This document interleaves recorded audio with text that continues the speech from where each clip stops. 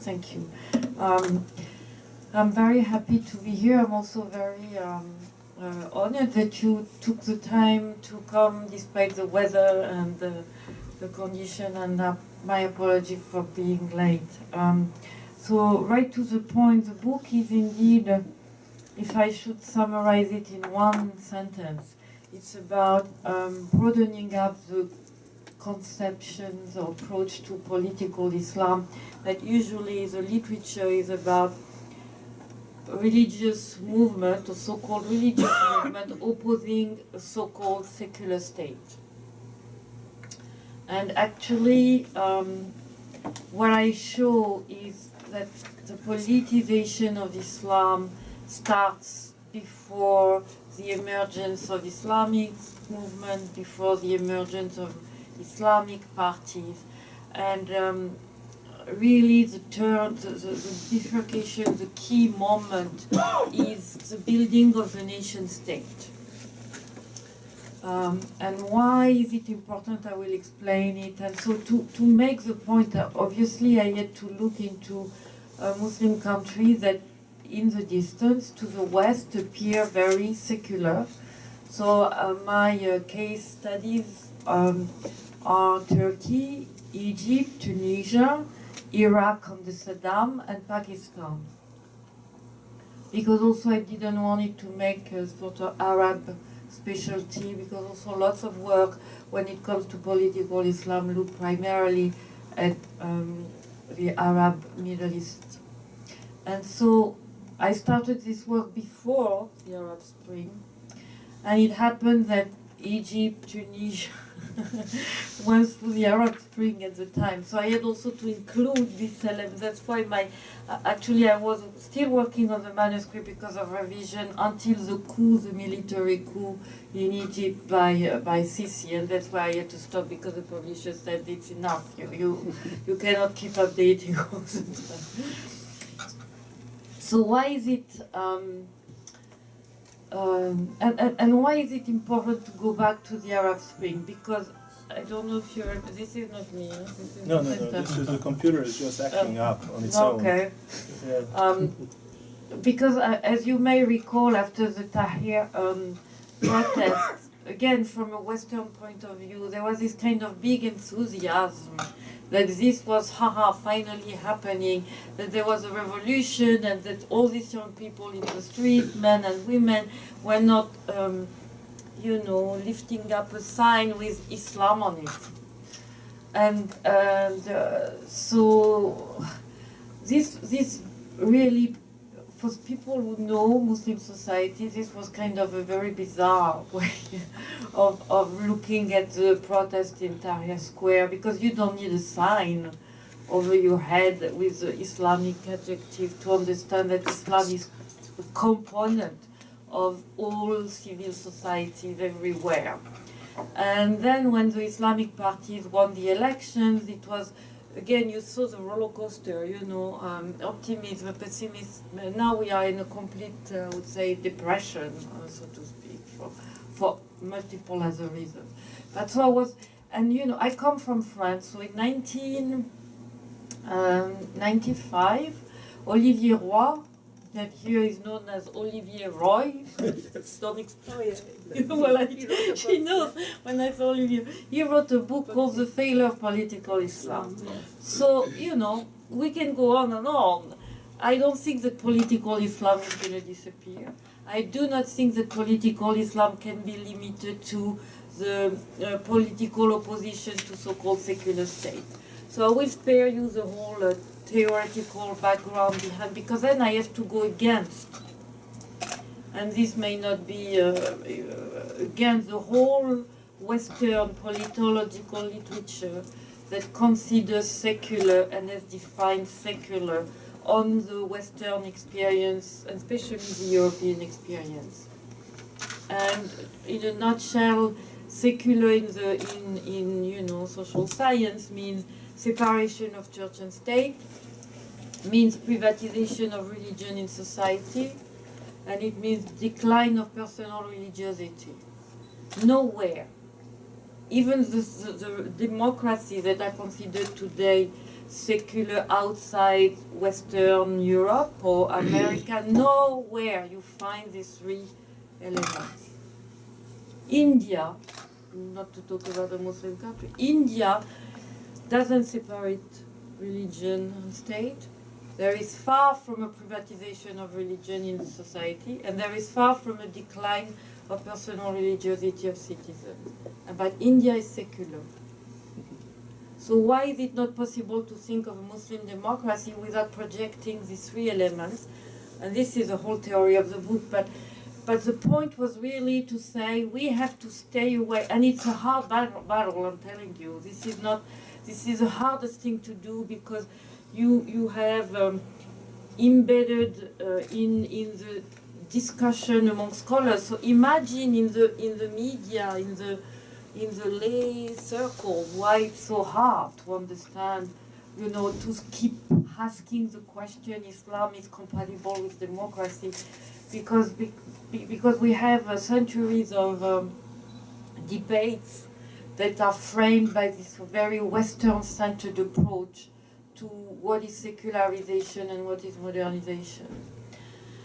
So having said that, I had to go back to all these debates, and again the debate on modernization doesn't start at the after Second World War II, doesn't start with the Muslim Brotherhood in Egypt, which is seen as the matrix of this Islamic movement opposing a secular state. Actually, if you go back to the last period of the Ottoman Empire, you see emerging two trends that are the reaction or response more than a reaction to the political project or imperialistic project of the West. One is pan-Islamism, which is how do we rebuild a political community that would be built on the Islamic link. And another one that has been taken, different phases and different phases.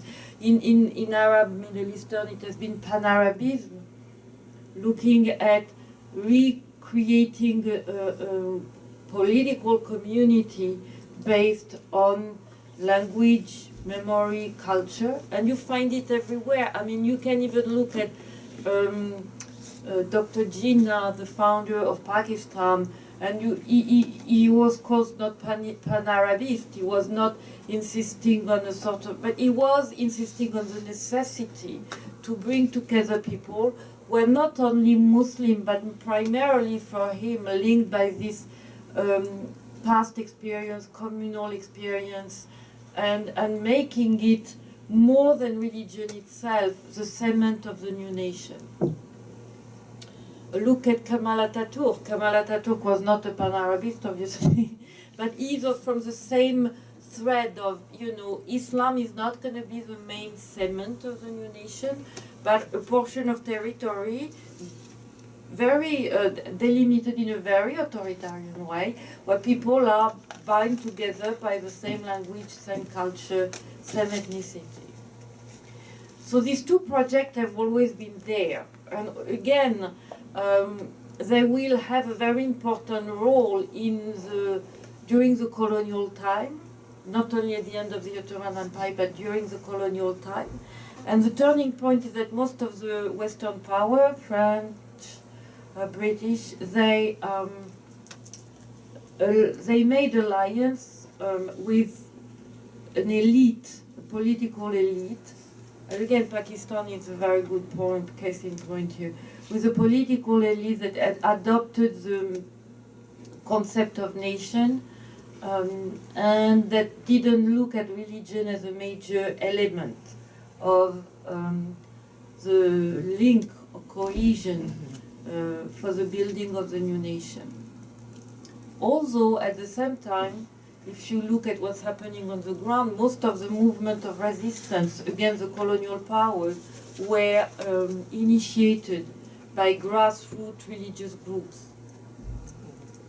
That's why when I hear also these new fantasies and Sufi groups are not political, I don't even know what if you look at the resistance against the West in Africa, in North Africa, that's where I have, spent a lot of time.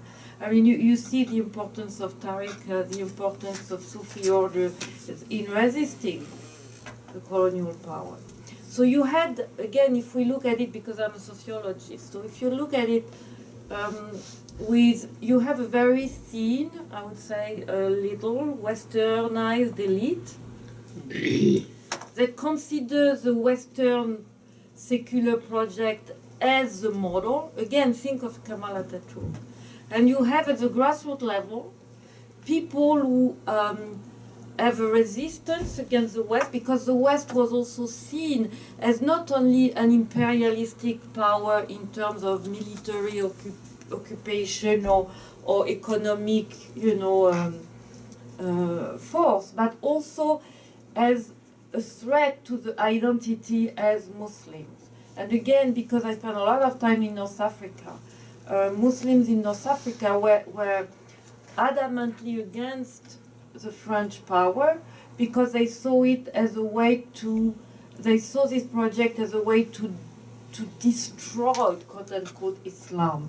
You know what the French did? I mean, they were, in this sense, very clever. They decided that they had to divide to conquer better. So, for example, in Algeria, which was French, you had a Jewish presence that was there since, the expulsion from Spain. So they had the same trajectory that some of the Muslims, and they were, very well rooted. The French government in 1870 gave to the Jews of Algeria the full French nationality and citizenship. The Muslims were nationals, meaning they were French, but they were not citizens, in the sense that they could not vote and they could not be elected, unless they renounced to Sharia. So of course nobody did. So you see, this is exactly this kind of issue. It was not only a colonial power with military occupation, it was also a power, and I would say the French, to the credit of the British, more than the British in this case, were very, very keen to make this political domination also an identity transformation. And that's why Islamic groups at the grassroots level were very, very influential to reject this kind of project. So to make a long story short, when independence came, because this very westernized elite had to mobilize people. You don't mobilize people just on theories and principles. I always say to my students, American students, if I start reciting to you the Mahabharata from India, you're not going to say, okay, it sounds nice, but it doesn't concern me.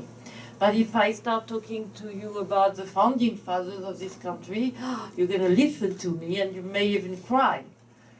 So, all these rulers that were, educated in the West understood very quickly that they could not do without Islam if they wanted to mobilize and create a nation. And again, we, from the Western experience, we think that the nation comes, especially in America, people think they all came, there was no state, so there was some kind of solidarity, relationship between people, and the state is the outcome of this interaction that we American never happened in any of the post-colonial countries. Everywhere you have a state before having a nation. And it makes a whole difference. Think again of Kemal Atatürk. There was no Turkey. There was a Muslim empire, and Atatürk said, okay, and he negotiated hard, and he moved population. This is a very authoritarian way to create a nation. And in this portion of territory, with boundary, we are all Turks, so we are all speaking this language, and this language is going to eradicate Arabic as a language of not only the nation, but also the religion. But he could not do without Islam completely. And all these rulers did something that is, in my opinion, the most harmful thing that could be done to Islam. They destroyed the independence of Islamic thinking in pre-modern time. Again, something that my students cannot understand. When I keep telling them, you know, the Islamic tradition, by definition, is plural. You have multiple schools. I'm talking before the nation state. You have multiple schools, and if I am Hanbali and you are Shafi'i, I'm not going to tell you I have the truth and you have to die, right? This was ikhtilaf, which is the most plural concept you can find, which is we agree to disagree and we are all part of this community of interpretation. Why was this possible? Because the clerics, or the ulema, were independent from the political power. That's why when I hear also Islam doesn't separate religion and politics, I just don't know what this is referring to, because in pre-modern time, the ulema were independent financially. They were not paid by the central power. Their modes of training was determined by the peer, by themselves. There was no influence from state central administration on how they train, how they select their higher clerics. The mosques were also independent. The endowment were independent. So there was, of course, the Sultan could consult them, and he did. But it doesn't mean that the Sultan on a daily basis was saying, oh, what are you doing here? What are you saying here that I can politically use? This disappeared everywhere. The two countries that have not, I would say, in my book I call this nationalized Islam, are Senegal and Indonesia. In Indonesia, a little of the Indian model, the Pancasila agreement that creates Indonesia puts the state at equidistance with all religion.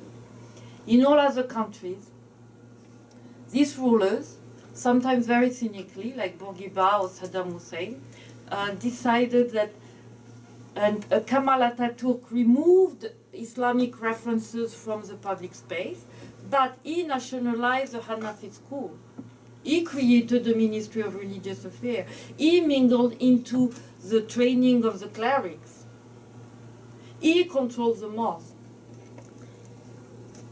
So if I am today a cleric coming from this pre-modern tradition, my status has changed completely. I am a civil servant.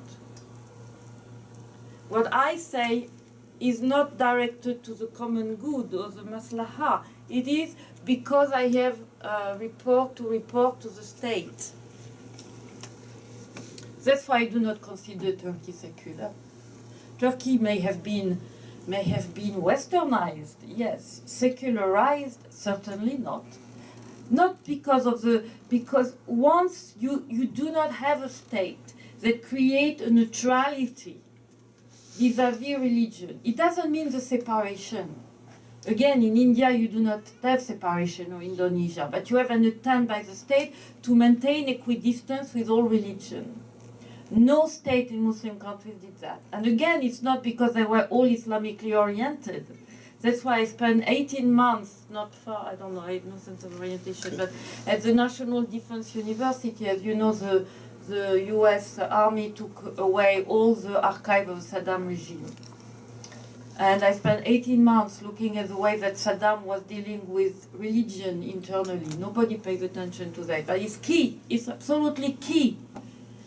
In the sense that he built a fiction that didn't exist, a sort of vaguely Sunni Arab Iraq. Yes, when you have Shia and when you have Kurds. This is building the nation from scratch without looking at what people do, want, say. And this is building a completely different Islam. And if this is not political Islam, then what is it? Because it creates a link that doesn't exist in pre-modern time, which is I am a citizen and I am a Muslim.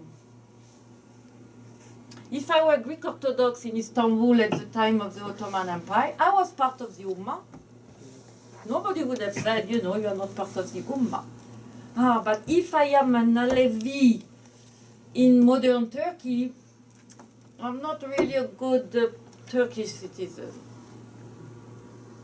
So is this Islam, or is it what I call this nation-state building process that will create a link between being a national and being a Muslim? And again, not all kinds of Muslim, you know.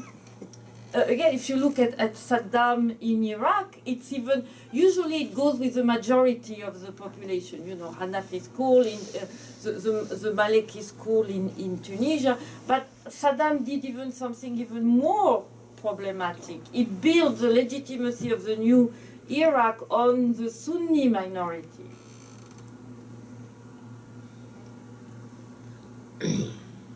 So no wonder why the Ayatollahs became all symbol of political resistance.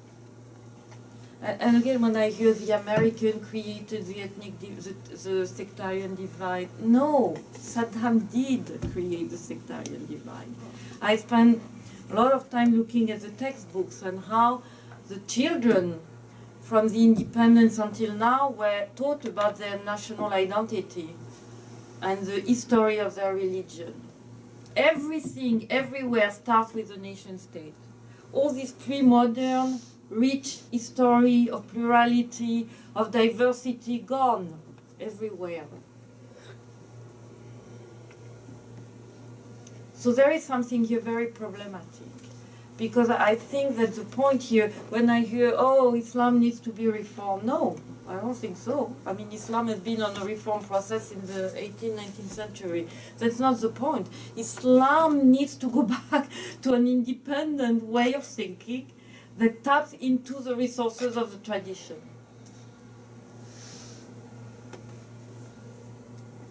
And it's hard.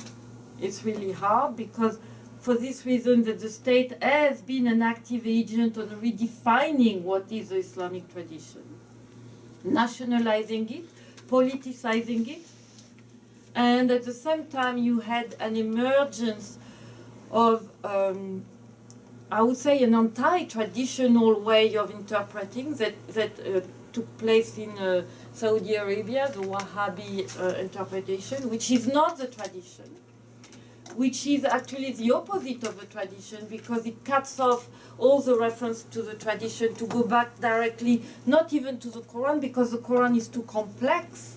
You cannot, you know, it's like, it's a creation, it's like a poem. You read it, I read it, I'm not going to see the same thing, right? And it's fine, that's why you need human interpretation. That's why the whole tradition is about, the Sharia is a human work. It's about making this text understandable at a different time and different location. Makan wa zaman. Wahhab will do a terrible. I'm sorry, maybe, but this is terrible. No, but I mean, this is terribly problematic to me. That it will become what in Pakistan, in the Indian subcontinent, is known as the halal hadith, the people of the hadith. Meaning this is easy. Then you break the culture, you break the context, you break the history, and so the conjunction of a very impoverished transmission of Islamic tradition in national context, plus the globalization of this way of thinking.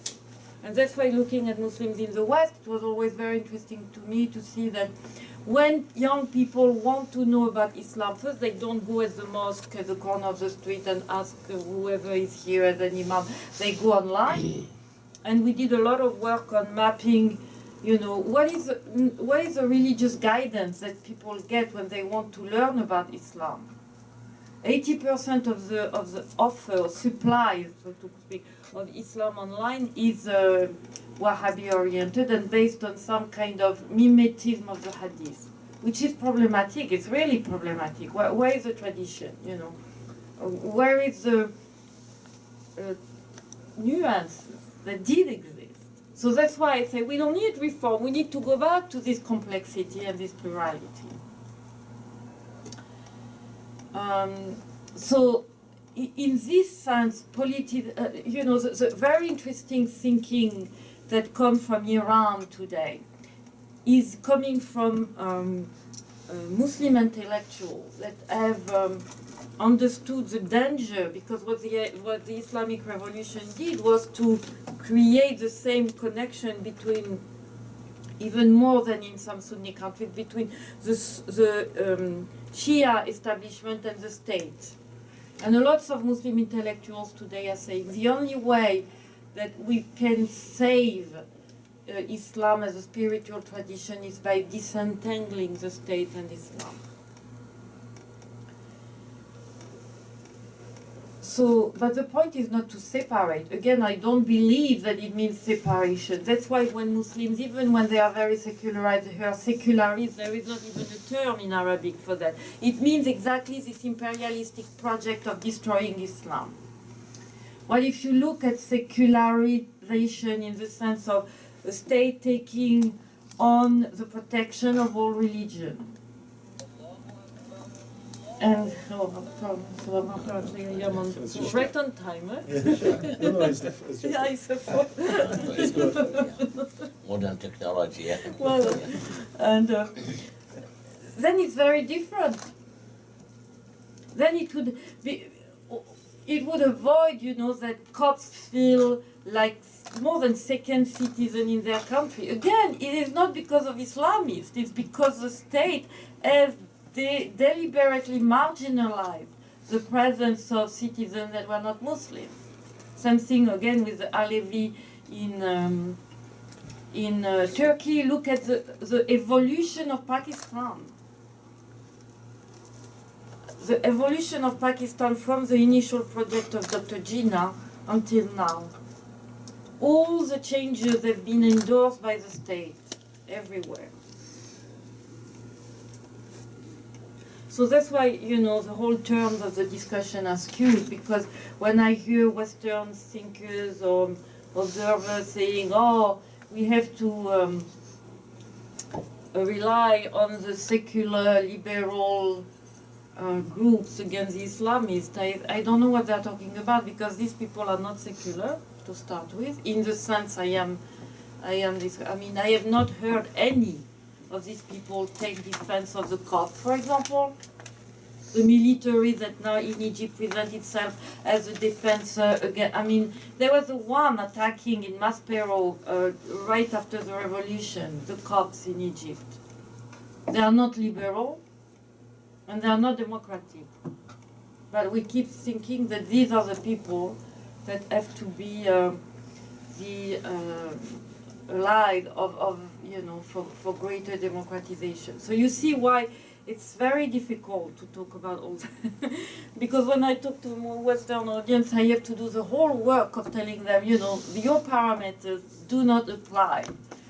No, and again, it's not only Muslim countries, they do not apply anywhere. And the worst are, for Americans, even if we have data that shows that even in European democracies, so secular, there is a state intervention everywhere. So even the only country that really separates is the US. So why do you expect 99% of the world to follow your way? When we have enough experience to see now that India can be secular, that Senegal can be a democracy. And Senegal is a majority Muslim country. So there is a lot of work here that oblige us to reconsider. And in this sense, what I call a Muslim democracy is possible. A better example of what I could tell as I always say America at some point was a Christian democracy. For example, I live in Massachusetts. Nobody knows, but there is still a blasphemy law in Massachusetts. Why? Because when the people came to the US, what they wanted is a space to freely exert their religion. And so they built a society in which the morality of the public space was based on religious norms. So this is a different way from the European way, which was actually building a democratic public space against religion. Not in America. You see a strong influence of religion on building the public space, following moral rules that are grounded in the Christian tradition. It does also explain why, more than in Europe, public figures in America are held to a higher standard when it comes to this moral. That's why the French don't understand about the whole sexual life. And this is something, because the French have other criteria, but it doesn't include this evaluation on moral, standard. While in America, it doesn't mean that people live up at this standard. Obviously not. If we look at all the controversies, but it means that the citizens are expecting their leaders to meet up this kind of standard, and it's very, very common also in Muslim countries. It means that when we talk about Muslim democracy, we talk about some kind of regulation of or definition of the public space that follow moral rules grounded in the religious tradition. It doesn't mean that it's automatically intolerant, but it means, and this was also what meaning, as long as the religious minorities have the right to worship, and the right to contribute to the country, either economically or politically, there is theoretically, that's what Senegal has tried to do. There is no issue about that. The limit in the public space will come from, what I call not the individual rights, all of them. I mean, the right of election, free and fair election, the right to work, even for women. I mean, the whole question that women have to be outside the public space in a Muslim democracy cannot be more inadequate. 2 years ago, 3 years ago, Al-Azhar issued a Bill of Rights for women. I give it to read to my students because they don't know about that at all. They always see the women's rights through the Salafi angle, so you have to, all the rights are there. What the limits are about personal, the person, not the individual in his capacity as citizen or employer or employee. But when it comes to family role, and when it comes to the body, there are limitations. And that's what also the West doesn't understand, because we live in a culture where there is a song by a young woman, I do whatever I want with my body. In a democracy inspired by religion, you don't do anything you want with your body.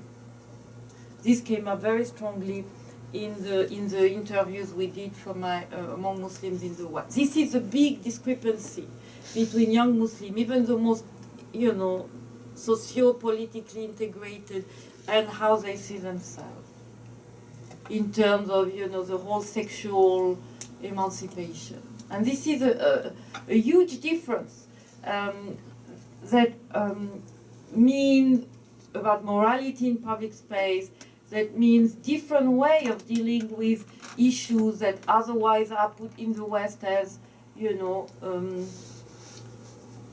empowerment of the person, what I call the rights of the self. So, because that's why I do not use the term illiberal, because illiberal means that you are shutting off the whole agenda or repertoire of human rights. I don't think it's the case.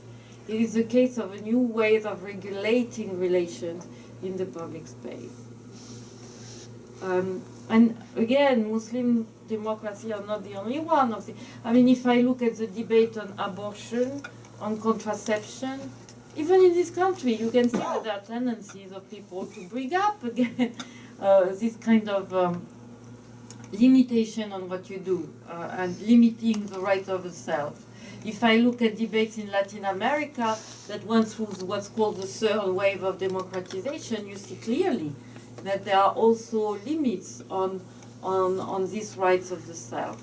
So you see how all these elements intertwine in a vision of a political Islam that doesn't mean automatically anti-democratic, that doesn't mean automatically intolerance at all levels, but that also doesn't mean that these democracies will operate on the Western secular paradigm. So there are lots of, and again, things are in flux all the time. Something that can be evaluated now according to these criteria can change.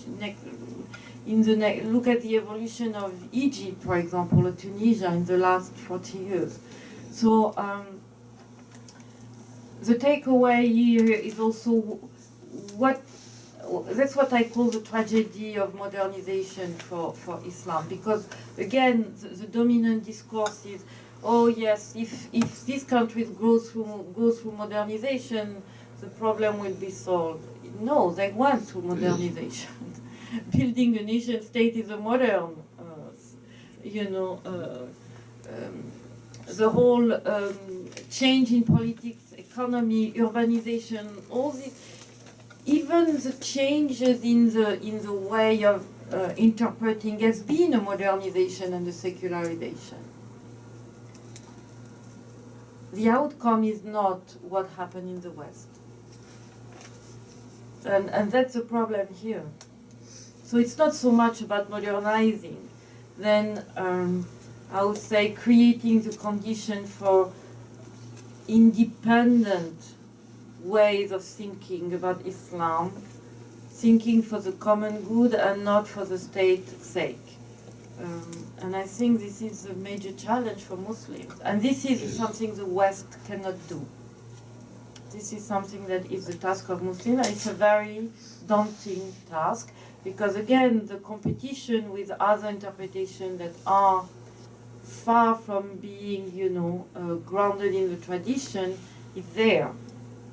And I don't want to be pessimistic, but if I look at the internet, this very unhistorical, essentialized approach to Islam has won the battle of the internet.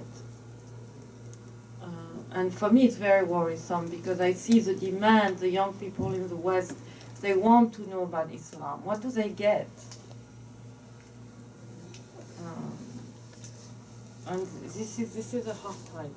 I think this is a hard time for young people to be Muslim. And I'm going to stop here before I get too more pessimistic.